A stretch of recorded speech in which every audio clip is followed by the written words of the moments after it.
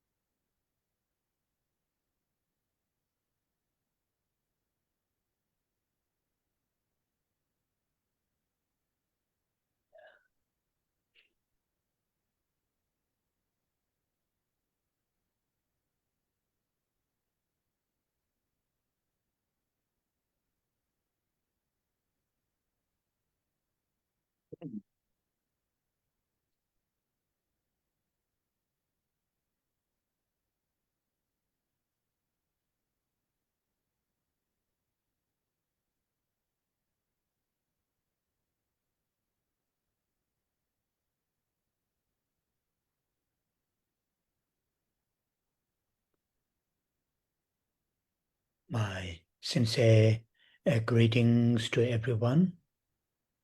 And with this greeting, we are going to start this gathering. And as always, we'll start with the recitation of refuge and Bodhicitta. And as we all know, purpose of these four lines recitation is to help us as a follower of the teachings of the Buddha to hold mind taking refuge in three jewels. And many of us follow the Bodhisattva and the teachings, Mahayana teachings. Then Bodhicitta is the key factor, that our virtues, wholesome deeds, to become Bodhisattva deeds, Mahayana deeds. So holding these two minds as a part of training, as a part of setting the right motivation, not only during the class, but also try to live our daily lives with the refuge and the bodhicitta. So for that purpose, we'll say those four lines 3 times.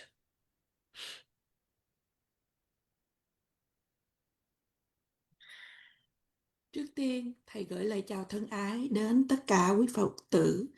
Và với lời chào này, chúng ta bắt đầu buổi pháp thoại ngày hôm nay. Như thường lệ, chúng ta bắt đầu bởi trì tụng câu kệ quy y và khai triển tâm Bồ Đề. Như tất cả quý vị đều biết, 4 dòng kệ này giúp cho chúng ta là những người noi theo giáo lý của Đức Phật. Chúng ta giữ được tâm quy y nơi Tam Bảo.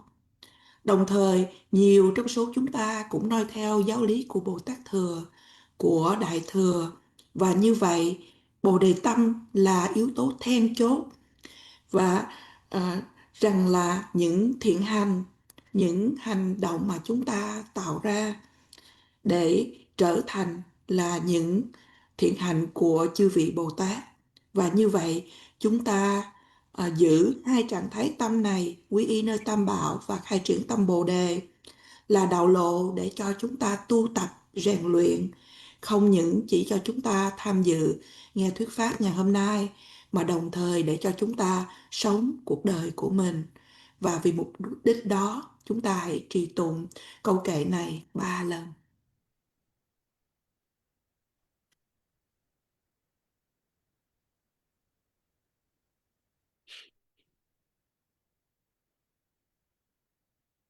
Sanje chöda tsoji chonamada chanchu parto dane japsu che dage jinso jibe tsonamaji dola penje sanje chupara.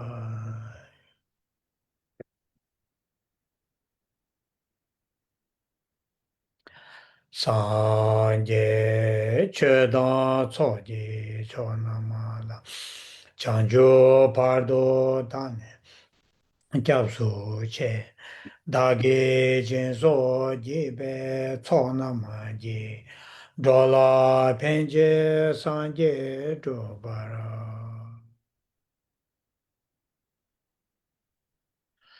Sanje cheda tsoji chonamala chanjo pardo dane japso che dage jinso jibe chonamaji dola penje sanje dobara.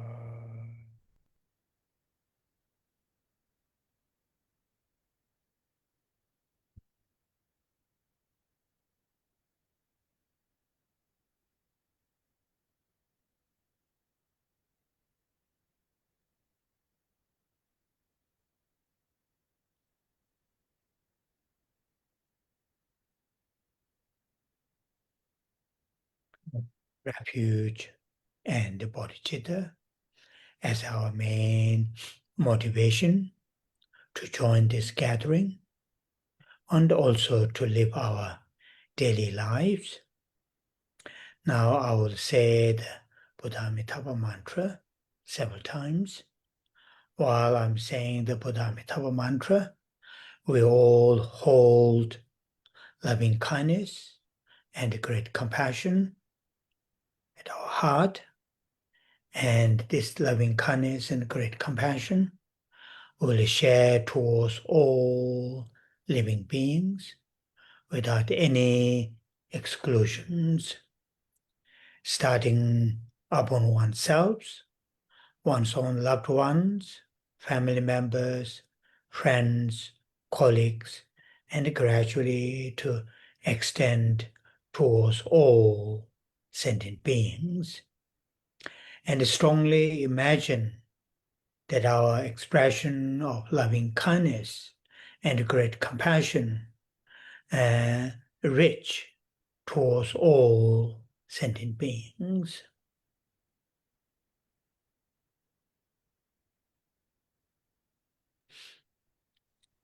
Với tâm quy y nơi Tam Bảo và tâm Bồ Đề là động cơ chủ yếu để cho chúng ta tham dự nghe thuyết pháp, và đồng thời cũng để cho chúng ta sống cuộc đời của mình. Bây giờ chúng ta hãy cùng trì tụng với Thầy câu mật chú của Đức Phật A-di-đà nhiều lần. Trong khi trì tụng, chúng ta hãy giữ lòng từ ái và lòng đại bi từ ở trong tim của mình, và chúng ta chia sẻ với tất cả chúng sinh mà không có sự loại trừ nào. Bắt đầu từ chính bản thân của mình, đến những người thương của mình, đến gia đình, bạn bè, đồng nghiệp, và từ từ nới rộng ra đối với tất cả chúng sinh. Chúng ta hãy quán tưởng một cách mãnh liệt rằng sự bày tỏ về lòng từ ái và bi mẫn và lòng đại bi của chúng ta đối với tất cả chúng sinh dẫn đến và giao tiếp đến với tất cả chúng sinh.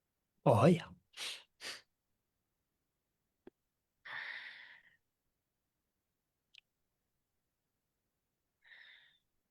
So our reading this beautiful text in the verse 4 and 5, which we read a few weeks ago, clearly stated this human existence that we have right here and now, is a very, very what's called capable existence. Capable not only to do the external things, but also this human existence with this human mind, it is extremely capable, such as to cultivate Bodhicitta. The verse 4, I'm just giving a summary. And verse 5, having got this, having found this human existence, which is extremely, the valuable, extremely capable for our own well-beings to be accomplished, also, to serve well-beings of others, this will not going to last forever. And this is in this, for verse 5, very beautifully illustrated with this, analogies. So therefore, it is very, very helpful, or every now and then, to remind ourselves how fortunate that we are, having found this human existence and have met many great teachers' teachings, and from our side have a strong interest and also put into practice, though the progress to cultivate bodhicitta might be very slow, but at least we are trying.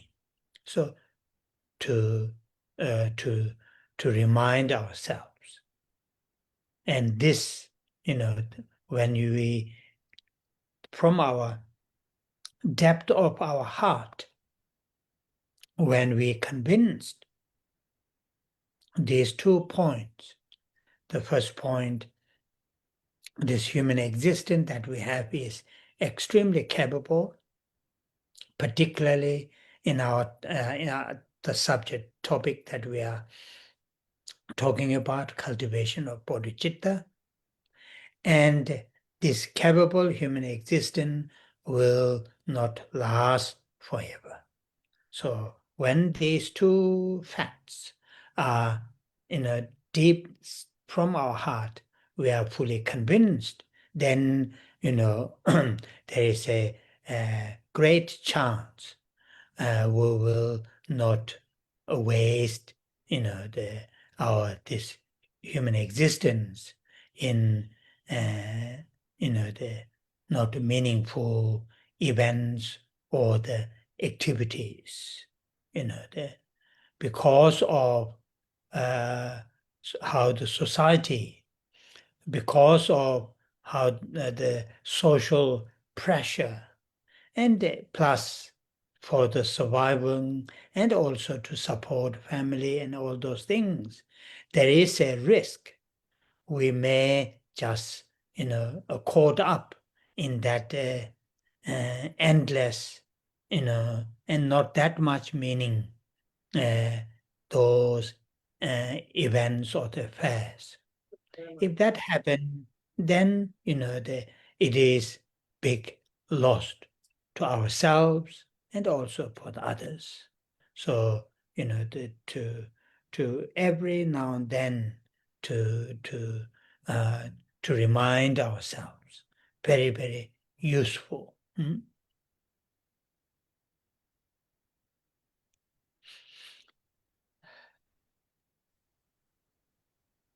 Chúng ta đang được nghe tác phẩm kinh điển thật là đẹp này.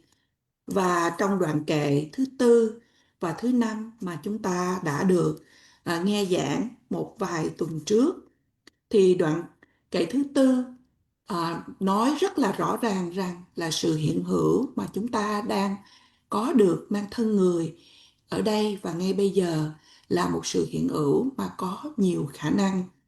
Cái khả năng ở đây không những là để cho chúng ta có thể thực hiện những điều bên ngoài, mà mang thân người chúng ta có một trạng thái tâm của con người để có khả năng khai triển tâm Bồ đề. Và đó là sự tóm gọn của đoạn kệ thứ 4 qua đến đoạn kệ thứ 5, là khi mà chúng ta đã tìm được, đã có được mang thân người này rồi, thì nó có cái khả năng vô cùng lớn lao để mà đem lại những phúc lợi cho chính bản thân và cũng để mà cho chúng ta phục vụ chúng sinh. Nhưng cái sự hiện hữu mang thân người này nó sẽ không bao giờ kéo dài luôn luôn mãi mãi. Và như vậy đoạn kệ thứ 5 đã minh họa thật đẹp về cái ví dụ này. Do đó điều hữu ích là để cho chúng ta hãy thỉnh thoảng nhắc nhở với chính mình rằng là mình được may mắn bao nhiêu, được mang thân người và được có duyên để gặp được các bậc thầy. Và từ ngay chính của bản thân của chúng ta, không những chúng ta gặp được bậc thầy mà chúng ta còn có thể đem những giáo lý của bậc thầy vào trong sự rèn luyện tu tập. Và như vậy chúng ta mặc dù là chúng ta có thể tiến triển thật là chậm, nhưng ít ra chúng ta cũng đang cố gắng. Như vậy chúng ta hãy nhắc nhở với chính mình từ ở trong tận đáy lòng của mình và đưa ra được cái sự thuyết phục mà thầy nói là 2 điểm rằng: thứ nhất là sự hiện hữu mang thân người là có khả năng để cho chúng ta có thể trao dồi tu tập tâm Bồ đề. Và điểm thứ nhì là sự hiện hữu mang thân người của chúng ta nó sẽ không kéo dài mãi mãi. Nếu mà chúng ta có được sự thuyết phục về 2 điểm này như vậy, thì chúng ta sẽ không phí uổng cái sự hiện hữu của mình hiện tại để mà tham dự hay là làm những cái chuyện mà thầy gọi rằng là vô nghĩa. Bởi vì đôi khi do cái áp lực của xã hội, sống ở trong xã hội, và cũng để hỗ trợ giúp đỡ cho gia đình và chính bản thân, thì chúng ta bị như là vướng vào trong những cái vòng quanh như thế này.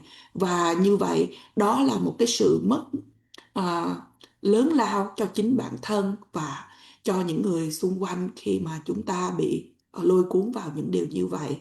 Như vậy chúng ta hãy thỉnh thoảng nhắc với mình những điều này thì thật là hữu ích. And then, from last Saturday, we briefly touch on verse 6 and 7. And from here, Shantideva is explaining the benefits of having Bodhicitta. That is what from entire chapter is, helping, explaining that. So we, as I mentioned the other day, while we are studying this chapter, really try to draw as much as we can the heart level understanding the benefits of having Bodhicitta. As verse 6, briefly repeat again, saying that without Bodhicitta, other virtues, other wholesomes are very weak because, without Bodhicitta, then self-centered mind will, enter and will sort of crutch. Self-centered mind is very, very clever. One way or another, it will, sift through if we are not very, mindful. So once, the bodhicitta is present, then all the the other virtues become part of that, the bodhicitta. Therefore, all the other, the non-virtues become very weak because of having the bodhicitta. And the verse 7, which briefly again, saying that all these great masters, like the Buddha, and all these great masters, for many, many, many eons, or long period of time, contemplated which kind of mindset, mental state is, very beneficial to cultivate, to nurture. And the body, they realized only the bodhicitta. So therefore, these two the verses, verse 6 and 7, are very, very, there isn't deep philosophy in there. Of course, you can can be explained, but we are going more in a, from our level to understand. So therefore, if that is the case, like the Buddha and all those great teachers, for many, many, many eons have contemplated which kind of virtues mindset is most beneficial. They see the bodhicitta is the mind, is beneficial. So therefore, for us, these, the other day, when was that, on Wednesday, the Tibetan New Year, the first day of the Tibetan New Year, I went to the main temple. There were many Tibetans. Some are here in Bodh Gaya doing prostrations, mandala offerings, and many who are living around or doing some, business, selling certain things, and they come for the New Year. So there were long queue. Of course, then there are more Indians to get to the Buddha. So we do that. And of course, that is very, very, inspiring to see that. But, it is for us to really to follow their footsteps. The Buddha and those great teachers' footsteps is like what they have said. Cultivation bodhicitta is the most, the most beneficial to do. So think about those, contemplate those, remind ourselves those.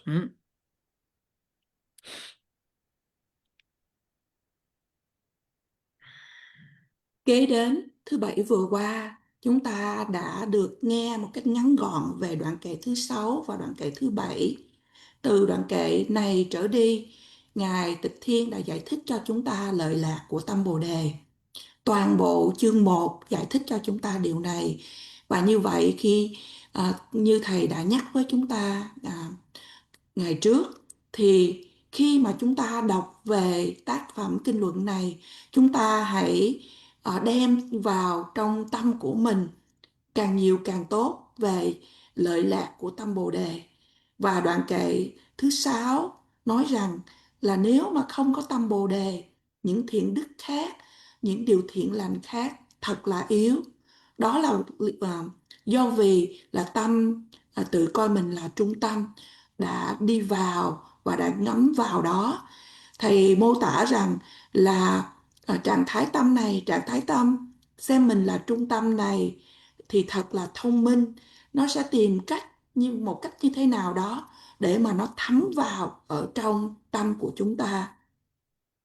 Và một khi mà tâm Bồ Đề của chúng ta thì được mạnh lên, thì tự nhiên những điều bất thiện, những hành vi bất thiện của chúng ta trở thành yếu đi. Và đoạn kệ thứ 7 nói rằng là tất cả các bậc đại sư, trong đó có bao gồm Đức Chư Phật, qua nhiều a tăng kỳ kiếp, các vị đã chiêm nghiệm quan sát rằng quan sát trạng thái tâm nào mà đem lại lợi lạc nhất, và để chúng ta có thể tu dưỡng được nhiều thiện hành nhất. Và các vị đã trực nhận ra rằng là chỉ có tâm Bồ Đề. Do đó, đoạn kệ thứ 6 và đoạn kệ thứ 7, nếu mà chúng ta có thể nhìn vào, thì nó có rất là nhiều những triết lý thật là sâu sắc. Nhưng mà từ ở mức từng của chúng ta, để mà cho chúng ta dễ hiểu hơn, thì chúng ta nghe những điều này. Và như vậy chư Phật và nhiều các bậc đại sư, các vị qua sự chiêm nghiệm quán xét đã thấy rằng là những thiện đức, trạng thái tâm thiện đức và đem lại nhiều lợi lạc nhất, đó là tâm Bồ Đề. À, vài ngày hôm trước, thứ Tư, đó là ngày mùng 1 Tết của Tây Tạng, thầy có đi đến chùa chính ở Bồ Đề Đạo Tràng, nơi mà Đức Phật thành đạo. Thì ở đây có rất là nhiều, hôm đó có nhiều người Tây Tạng sống ở ngay đó hay những vùng lân cận đã đi đến để mà thăm viếng nơi thánh địa. Lẽ dĩ nhiên là có nhiều người, rất là nhiều người Ấn Độ hơn, và đã quý thầy, tất cả mọi người đã sắp hàng để đi vào để mà thăm viếng. Nhưng mà đối với chúng ta, để mà khi mà chúng ta thấy những điều đó, thì đó là một cái niềm phấn khởi để mà cho chúng ta thấy được những cái viễn cảnh đó. Nhưng đối với chúng ta, để mà noi theo giáo lý của Đức Phật và những bậc đại sư, noi theo những bước chân của các ngài, trưởng dưỡng tâm Bồ Đề là đem lại nhiều lợi lạc nhất cho bản thân cũng như cho những chúng sinh, cho những người khác. Như vậy, thầy nói chúng ta hãy nghĩ, hãy chiêm nghiệm về những điều này. Oh yeah. Now our reading, I think we finished up to verse 7. I think now we'll read verse 8. Verse 8 is very, very clear. It doesn't need that much explanation. The first line is saying, like us have many different, kinds of levels of, the dissatisfactions, predicaments, samsaric predicaments. And we want to be free from, all these different layers of samsaric predicaments. If that's the case, then bodhicitta should be cultivated and hold. That's the first line. Second line, one way or another, we all have a degrees of wanting to serve others. Others can be just stranger, but if we really want to serve others in a most effective way, then hold the bodhicitta. That's the second line. The third line, we all would like to experience all the different layers of joy, physical pleasant, particularly mental joy, mental joy. If that is the case, then hold the bodhicitta. And that is very clear in this verse 8. First three lines are those 3 points, and last line really like the conclusion. Therefore, hold the bodhicitta.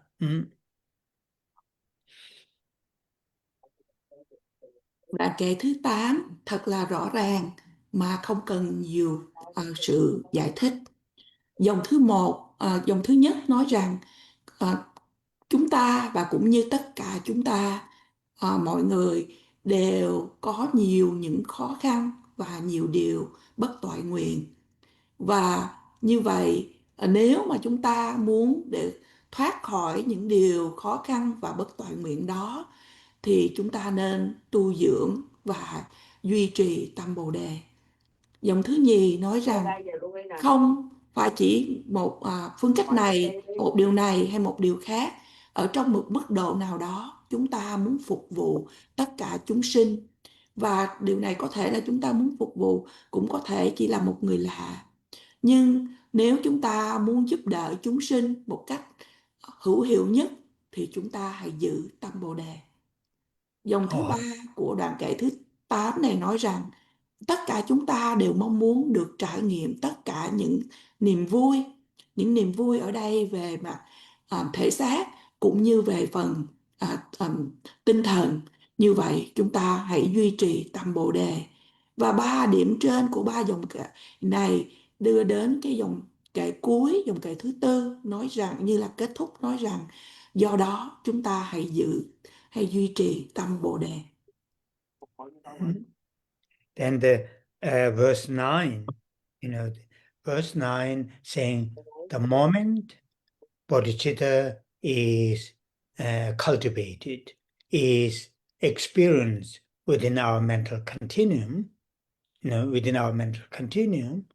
from then on, all the samsaric, even we are in samsara, during that time, and during that moment, once through the meditation, through our effort, once, what you call the bodhicitta is experienced, bodhicitta is experienced, then, all the what you call the samsaric predicaments become like the tatters, like the not that much, the painful, not that much bother us, it is because in the second line, the living beings who are caught up in this samsaric predicaments, once they cultivated bodhicitta, then they become very, venerable, living beings, because they become bodhisattva in Tibetan Changchuk Samba, as we have dealt with in the title of this text.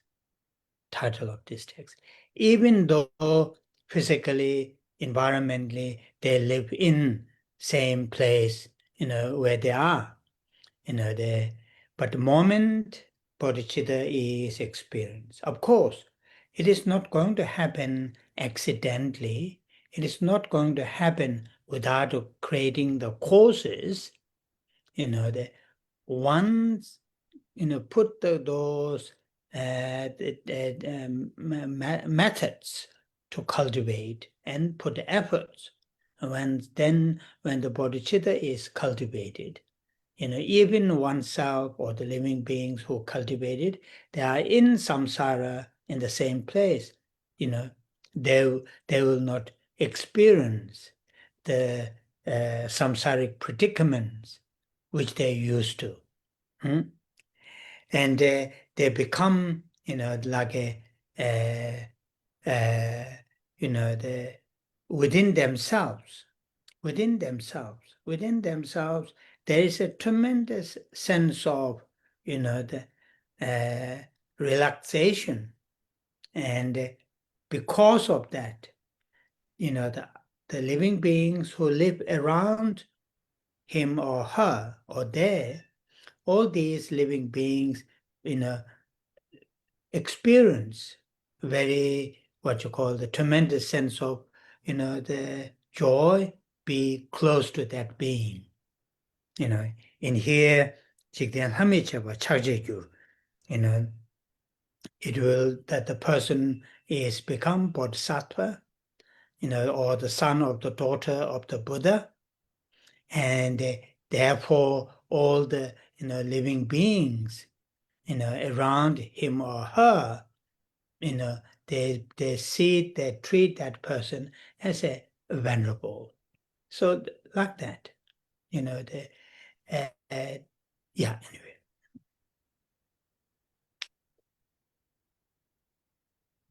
Và đoạn kệ thứ 9 nói rằng Chúng sinh trong cõi luân hồi, bồ đề tâm ấy tạm thời khởi lên, tức thì tất cả nhân thiên gọi là con Phật, rất nên nể vì.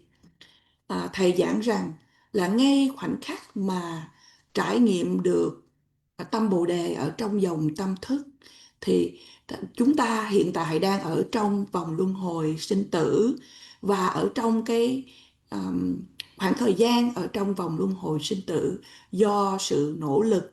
Và một khi mà các bậc trải nghiệm được Bồ Đề tâm, thì tất cả những sự khó khăn trong vòng luân hồi sinh tử sẽ trở thành không có còn là một cái trải nghiệm đau đớn nữa, hay là có thể làm cho chi phối chúng ta, làm cho chúng ta bị bận tâm nữa.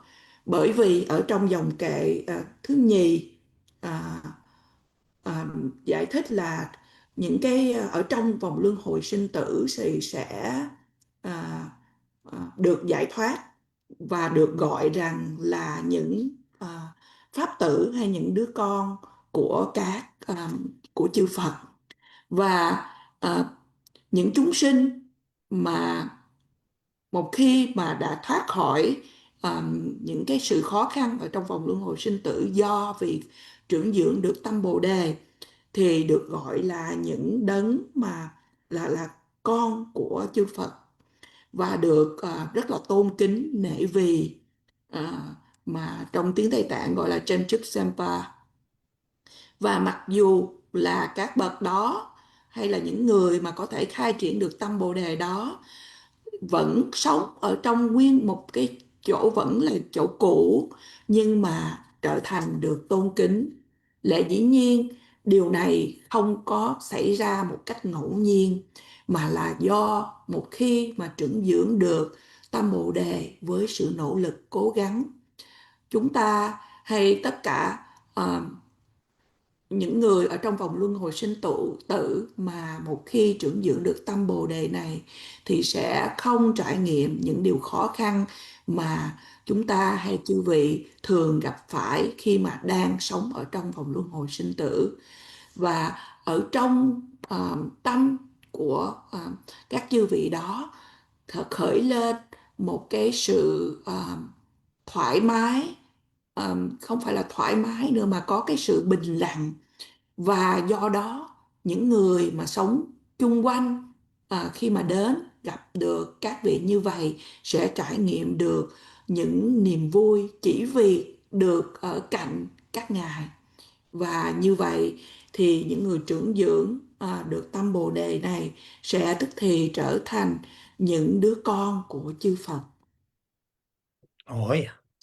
So when we read these verses which explains the benefits, the usefulness of having bodhicitta, it is very, very helpful, to read, contemplate the meaning of those verses, something to instruction or advice to individuals, not, say to others.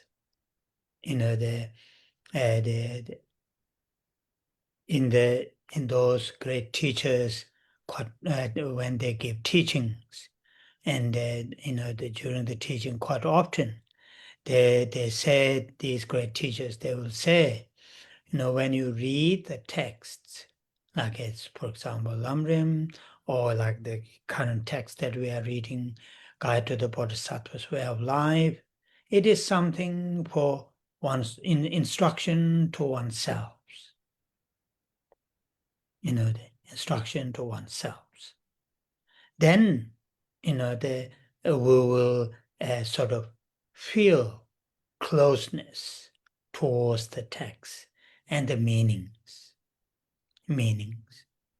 If we all read the text, the verses, that something said to others or in general, then the sense of closeness of the subject will not have it difficult to have. When that kind of sense of closeness, on the subject is not there, then difficult to get the, the what you call the sense of deep conviction. This should be done. I should, do this to cultivate this amazing mental state. That is really important. I'm talking about from my own experiences, since age 13, 14 until now. I've been reading texts, but the texts are read not like a instruction to train my minds. Quite often texts are read to what can I say to the class, which is not very helpful. It is very, very helpful to when you read the verses. That's an instruction. The message is for oneself, not something else. Mhm.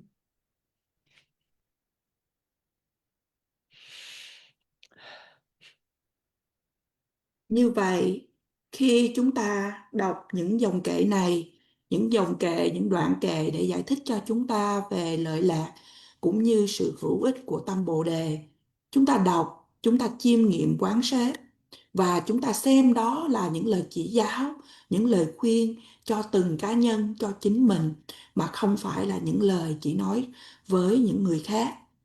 Các bậc thầy, khi các bậc thầy thuyết giảng, các bậc thầy nói rằng, ví dụ như là trong những quyển kinh luận như quyển Lam Rim hay là quyển tác phẩm kinh luận mà chúng ta đang được đọc, đó là Nhập Bồ Tát Hành. Đây là chúng ta nên thấy đây là những lời chỉ giáo cho chính cá nhân của mình. Kế đến thì chúng ta có thể cảm thấy được gần gũi hơn với tác phẩm cũng như những ý nghĩa của chúng. Nếu chúng ta đọc một tác phẩm, một bài kinh luận mà chỉ nói đối với những người khác hay nói một cách tổng quát thì chúng ta thật là khó để chúng ta có được cái cảm giác gần gũi với những tác phẩm đó.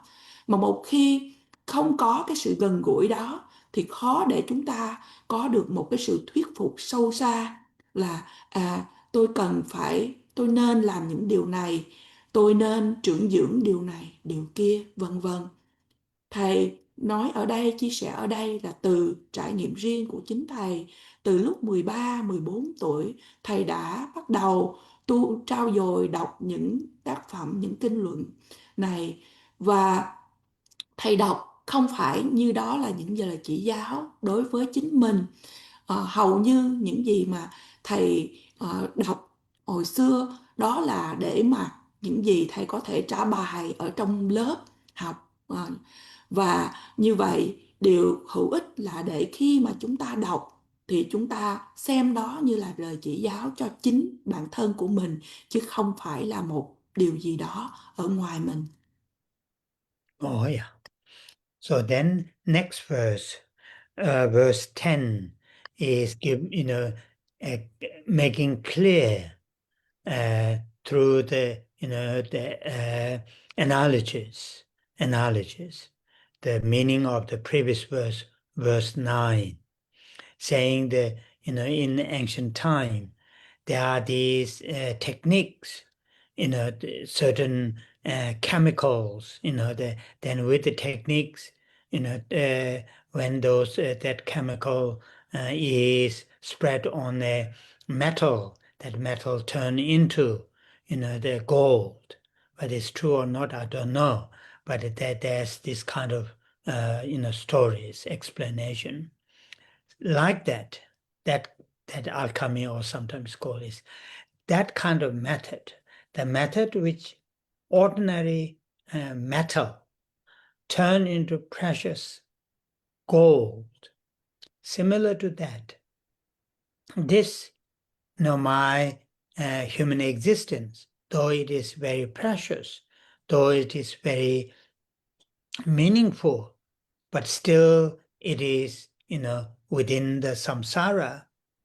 This mind and body, which is within the samsara, within this mind and body, once bodhicitta is cultivated, this mind and body will turn into, the enlightened mind and body. Enlightened mind and body. This verse 10, which is enlightened mind and body, which is very, very valuable. Valuable in the sense there's no, the one for one's own sake. There's no, samsaric predicaments, and also based on this fully enlightened mind and body, we can serve others without any, the difficulties. We can serve others limitlessly. In that sense, it is very, based on this unenlightened mind and body. Once bodhicitta is cultivated, this unenlightened mind and minds and body can turn into, the fully enlightened mind and body. Like the alchemists, those techniques turn into metals, into gold, which become very valuable. And the last line, is saying, Changju Semshi Chawa Rabdin Song. Therefore, this so-called Bodhicitta, the altruistic awakened mind, must be held very strongly, very, depth in depth of our heart.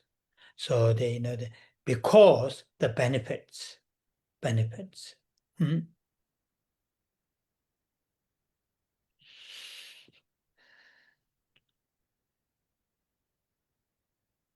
Kế đến đoạn kệ thứ 10 làm rõ ràng khi đưa cho chúng ta một ví dụ về ý nghĩa của đoạn kệ thứ 9. Ở trong thời cổ đại được nói rằng là có cái kỹ thuật mà khi mà đem một số chất hóa học và hòa chung với kim loại thì nó trở thành vàng. Thầy không biết là cái điều này có đúng hay không, nhưng mà trong đoạn kệ này nói rằng như hóa chất để si vàng khối, bồ đề tâm chuyển đổi thân dơ, sinh từ máu huyết mẹ cha, ra thân Phật thật một tòa kim cương. Tương tự như vậy, khi chúng ta vẫn còn là mang thân người thì chúng ta có một cái tâm và một cái thân ở trong vòng luân hồi sinh tử, và một khi mà tâm bồ đề được trưởng dưỡng thì thân và tâm mà trong vòng luân hồi sinh tử này được giác ngộ trở thành thân và tâm của sự giác ngộ, và như vậy thì thật là có giá trị, thật là đáng quý, trong một chiều hướng là không có còn những cái sự khó khăn ở trong vòng luân hồi sinh tử. Và đồng thời với thân và tâm mà được giác ngộ này thì chúng ta có thể phục vụ được vô lượng chúng sinh, và dựa trên thân và tâm này, từ thân và tâm chưa giác ngộ có thể chuyển hóa trở thành thân và tâm hoàn toàn giác ngộ, cũng giống như là kim loại mà được hóa thành vàng, là một cái chất thật là có giá trị. Do đó trong dòng cuối nói rằng là tâm bồ đề phải cần được duy trì một cách rất là mạnh mẽ từ ở trong sâu thẳm, bởi vì những lợi lạc của tâm bồ đề. So this verse 9 and 10, these two verses are very, very, relevant to ourselves right here and now. Shantideva is not saying Bodhicitta will happen in another lifetime.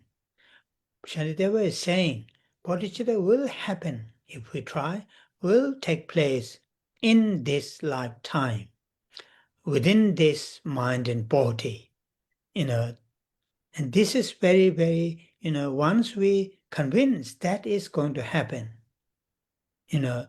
within this unenlightened mind and body, Bodhicitta will take place if we put the right causes and conditions. And that is very, very encouraging.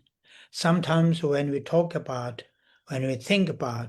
meditate about experiencing full enlightenment, we see or we feel something long period of time, for many, many lifetimes.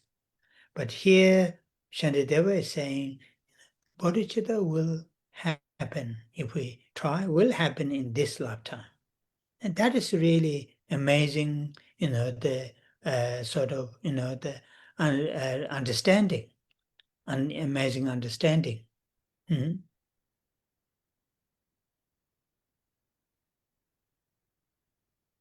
Như vậy, đoạn kệ thứ 9 và thứ 10 rất là liên quan mật thiết đến cuộc đời của chúng ta, chính chúng ta hiện nay và hiện tại và ngay bây giờ.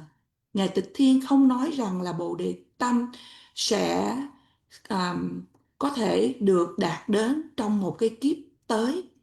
Nếu chúng ta cố gắng mà ở trong cái kiếp hiện tại của chúng ta, với cái thân và cái tâm hiện tại của chúng ta, nếu chúng ta tu dưỡng về tâm Bồ Đề, điều này sẽ xảy ra với một cái động cơ và cái sự tu tập đúng đắn. Đôi khi chúng ta nghĩ rằng sự giác ngộ tâm Bồ Đề sẽ xảy ra trong một cái thời gian thật là lâu dài, phải qua rất là nhiều những kiếp nữa chúng ta mới có thể đạt được. Nhưng ở đây Ngài Tịch Thiên nói rằng Bồ Đề Tâm sẽ xảy ra ở trong cái kiếp sống hiện tại của chúng ta, và đây là cái sự hiểu biết thật là tuyệt vời. So then the next verse 11. Verse 11 has a quite similar meaning to, the verse, what's this? Yeah, verse 7. These two has quite similar meaning, but I will explain this little bit, saying that those, the great beings have a great knowledge, who are guiding, who are supporting, who are guiding living beings and want to guide living beings from, the suffering and origins of sufferings towards cessation of suffering and origins of sufferings. Those great beings, thinkers, when they think about, which is the most precious, which is the most meaningful, for the living beings, in the second line in Tibetan, lekbar yongsu tagna. Lekbar means very thoroughly,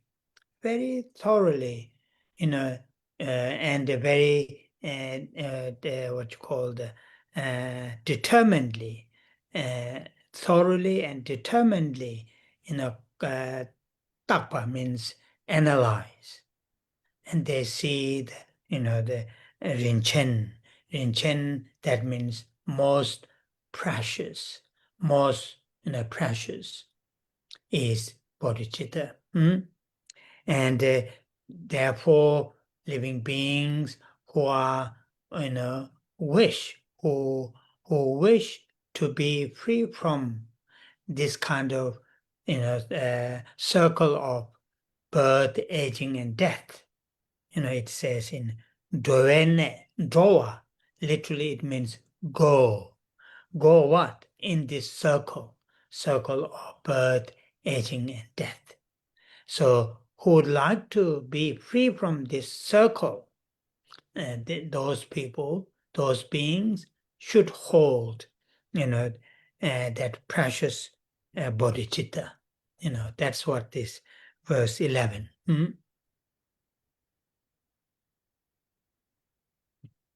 Và đoạn kệ thứ 11 thì cũng tương tự, ý nghĩa cũng tương tự như đoạn kệ thứ 7, nhưng thầy sẽ giải thích cho chúng ta một chút ít. Trong đoạn kệ này nói rằng đạo sư trí tuệ vô ngần xem tôn quý nhất cái tâm Bồ Đề. Ai người muốn thoát sông mê, hãy nên giữ vững Bồ Đề tâm kia. những bậc đại sư và với những cái tri thức và rất là sâu sắc, rất là lớn lao, những chư vị mà hướng dẫn chúng sinh để từ cái sự khổ và nguồn gốc của sự khổ để hướng đến sự tận diệt của khổ đau và nguồn gốc của khổ đau. Các chư vị nghĩ đến những cái trạng thái tâm nào mà quý giá nhất đối với cho chúng sinh hữu tình. Và trong dòng thứ nhì của đoạn kệ này bằng tiếng Tây Tạng có dùng chữ là Lekpa Yongsutta. Lekpa ở đây là nói là rất là rốt ráo hay quyết tâm, và Yongsutta thì tác ở đây là phân tích ra một cách rất ráo, rất là quyết tâm. Và ở dòng thứ tư, hai từ đầu nói đến từ Rinchen. Rinchen ở đây là nói là quý giá nhất, như vậy là tâm Bồ Đề là quý giá nhất. Do đó những chúng sinh, những ai mà mong muốn được thoát khỏi cái vòng của từ sự sinh, già, bệnh, chết, mà trong tiếng Tây Tạng ở dòng thứ ba nói đến Trowine là cái dừng từ chữ sanh đến già đến bệnh và chết, thì những ai mong muốn được thoát khỏi điều này nên có được và duy trì được tâm Bồ Đề. Now then the verse 12.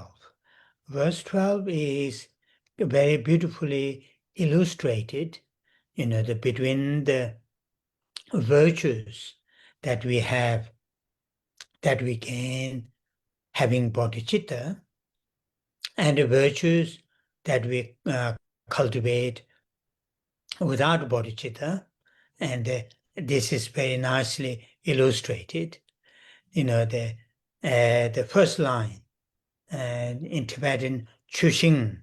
Here in English, they translated saying, the planted tree. Sometimes some teachers said it is like the banana tree.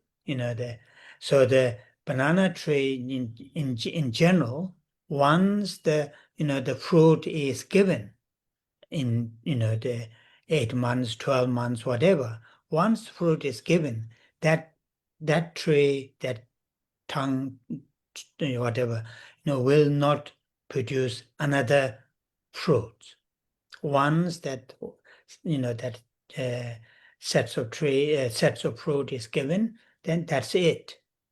It will not produce another in next year, another sets of fruits, like in mango, apple, or other fruit trees. So this is the analogy is given. The virtues that we collect, that we create, accumulate without a bodhicitta, once that the result is experienced, then that virtue ends. There's no next result to be experienced. Bodhicitta, once we have bodhicitta, then those virtues are, supported by the bodhicitta, then there's no end of the results that we're going to experience. Result is endless, the virtues that we have created with the bodhicitta. And then the last line is saying, and hold the bodhicitta. That is the main meaning. That's the main meaning. So I'll come back again. Kế đến đoạn kệ thứ 12 nói rằng hạnh lành khác chỉ như cây chuối cho quả xong tàn lụi héo non, cây bồ đề vẫn xanh luôn, không ngưng kết trái đơm bông cõi đời. Đoạn kệ thứ 12 diễn tả thật là đẹp cái sự khác nhau giữa những thiện hành, những thiện đức mà chúng ta nhận được lợi lạc từ có bồ đề tâm, cũng như những thiện đức mà chúng ta trưởng dưỡng mà thiếu bồ đề tâm. Ở đây đoạn kệ này diễn tả rất là đẹp. Trong dòng tiếng Tây Tạng, dòng đầu có từ chu sinh là được mô tả như cây chuối. Thì một khi mà cây chuối à, cho ra cây nảy chuối mà có thể là khoảng 8-12 tháng thì sẽ ra một cái quầy chuối, và sau đó thì cây chuối đó sẽ không bao giờ có một cái quầy chuối một lần nữa. À, Không giống như những cây như là cây xoài và những thứ cây khác là hàng năm vẫn cho ra trái. Tương tự như vậy thì những thiện đức mà chúng ta đã tích lũy mà không có hay thiếu bồ đề tâm, một khi là những quả của những thiện đức đó được trổ ra thì nó sẽ chấm dứt. Nhưng đối với bồ đề tâm, nếu chúng ta khai triển và duy trì được bồ đề tâm, những thiện đức, những thiện hành mà chúng ta tạo ra mà được hỗ trợ bởi bồ đề tâm, thì cái kết quả không có bao giờ chấm dứt. Cái kết quả mà chúng ta được trải nghiệm không bao giờ chấm dứt. Thầy dùng chữ endless là không không có chấm dứt. Và dòng cuối thì nói rằng là như vậy chúng ta hãy nên duy trì hay nên có được tâm bồ đề. And why there's this difference?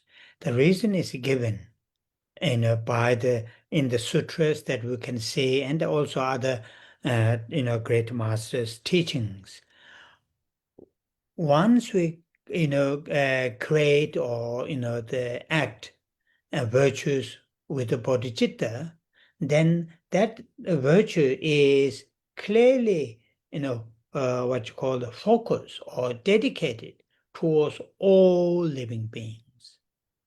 That act in a virtuous action out of bodhicitta, then because of out of bodhicitta, it is dedicated towards all living beings.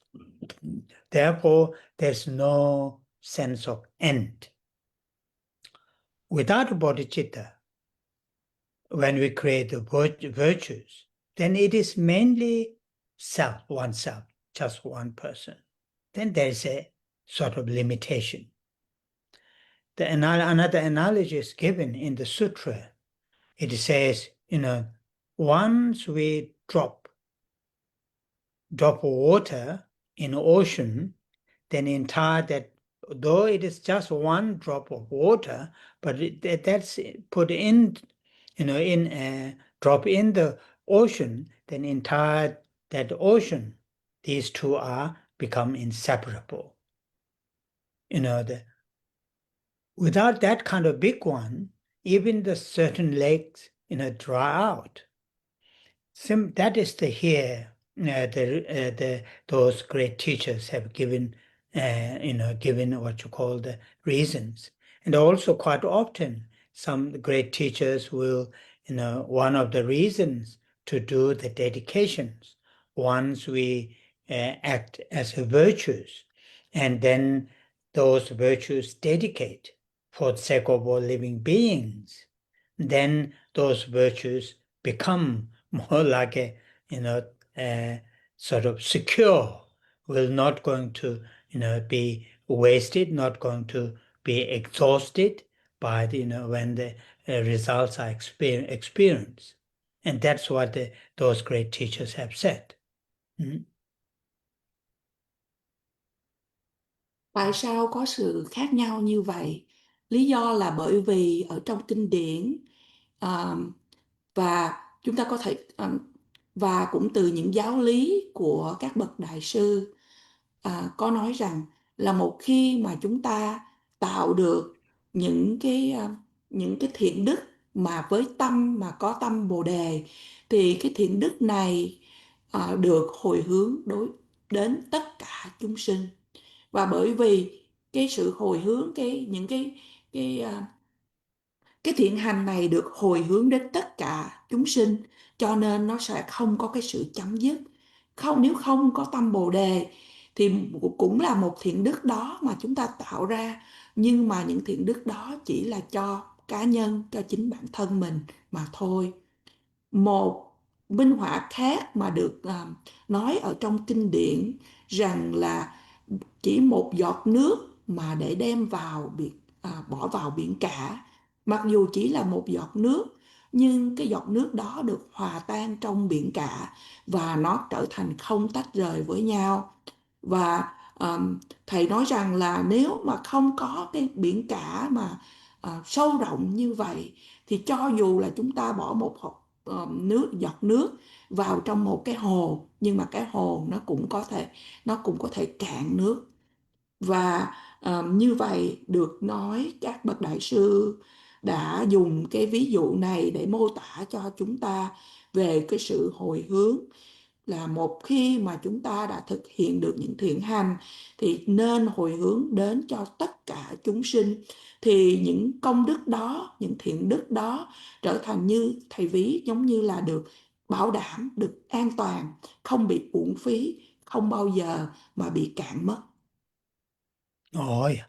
Now I will not read further.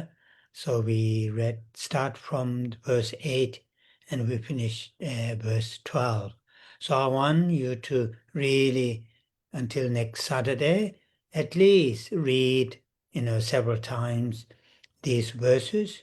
Try to understand, try to connect yourself with the meaning of those verses through that developed sense of the yearning, longing to cultivate Bodhicitta. So after the translation, then we will say the 21 Thara prayers, dedication and long life prayer. Thầy sẽ không đọc thêm nữa những đoạn kệ kế tiếp, và như vậy hôm nay chúng ta được nghe đoạn kệ từ thứ 8 đến thứ 12, và từ đây cho đến thứ 7 tuần sau, thầy khuyên chúng ta nên đọc những đoạn kệ này ít nhất cũng nhiều lần, và chúng ta hãy cố gắng để mà liên hệ chính bản thân của mình với những đoạn kệ này, và qua cái cảm giác đó, từ đó mà chúng ta khởi lên được sự khát khao để mà trưởng dưỡng, tu dưỡng tâm Bồ Đề. Và chúng ta chấm dứt buổi thuyết pháp ngày hôm nay. Bây giờ là trì tụng tán thán đến 21 vị độ mẫu, cũng như trì tụng hồi hướng và hồi hướng trường thọ đến Đức Đạt Lai Đạt Ma.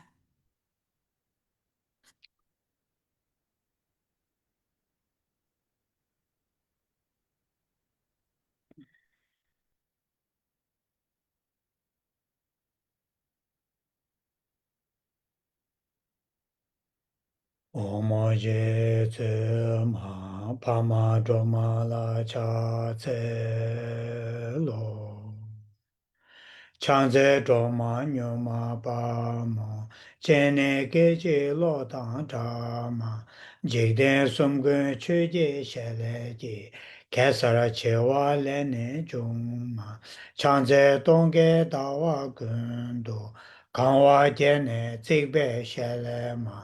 Kama tongda tsoba nama ji rabdo chewe we rabara ma chanze sengwe chone je je peme chane nambara je la ma jemba zundu kato she wa soba samde ju nye ma chanze tejen shekbe zudor taye nambara jawa che ma malu paro chimba tobe Gyāvē sēcē shīntū tēmā, chāngzē tūtā rāhūng yīgē, tētā chōtā nāmkā kāmā, jīgdēn tōmbō shābgē nēndē, lūpā mēpā gūpā nūmā, chāngzē gyācē mēlā cāngpā, lōnglā nācō wāñchū chēmā, chōngbō rōlā tēsā nāmāndā, nēchē tsōjē dūnē tēmā, Changze teje chatang peje, paro chogo rabdo choma, egon yenjang shabje nende, mebara choba shendo parama, changze turi jikba chenbo, duji bao nambara choma, chuje shane chonye denze, dao tamje ma lu sema, Chanze kunjo somzun chaje, seme tuka nambara je ma, malu choje kolo jembe, rangi oje tsonam cho ma, chanze rabdo kawa jebe, ojen oje chengwa pele ma, sheba rabshe dodara ye, dodan jikden wangdo ze ma, chanze sashi jongwe tsonam, tam제 구바 누마니마 초니 예와 예게 홍게 퐁바 탐제 남바라 졸마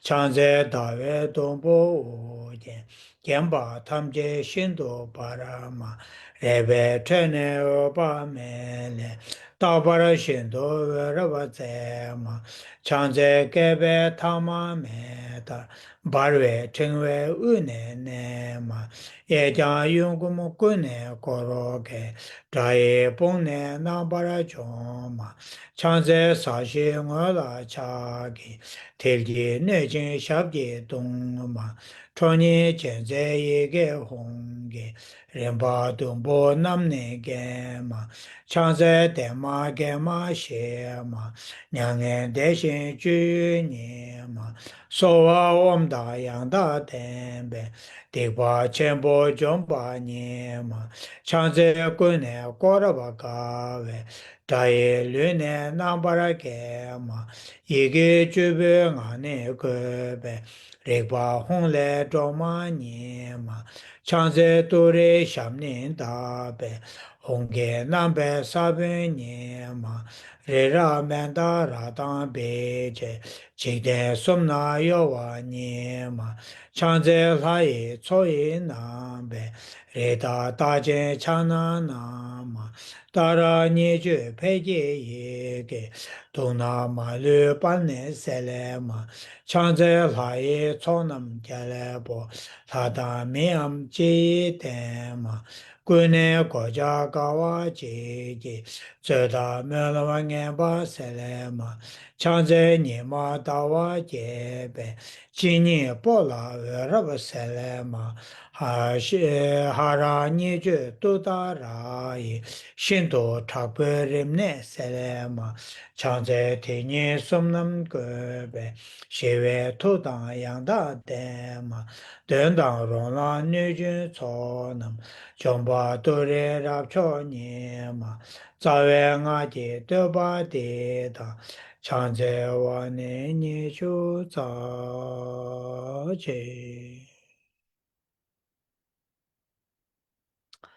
창조 샘초 렘보체 마제 바나마제 요로제 제바 냐바 메바야 고네 공도 배워라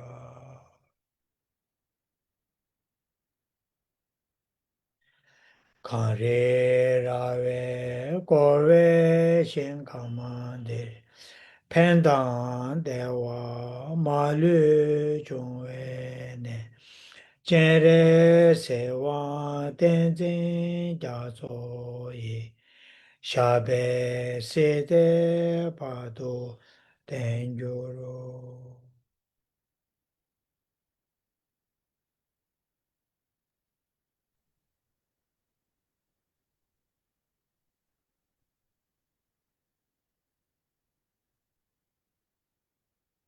오야. Thank you, Rinpoche. Thank you, Rinpoche, very much. Thank you, Rinpoche. Thank you, Thank you, Rinpoche. Lisa. Good night. Thank you, Lisa. Thank you. Take care, Rinpoche.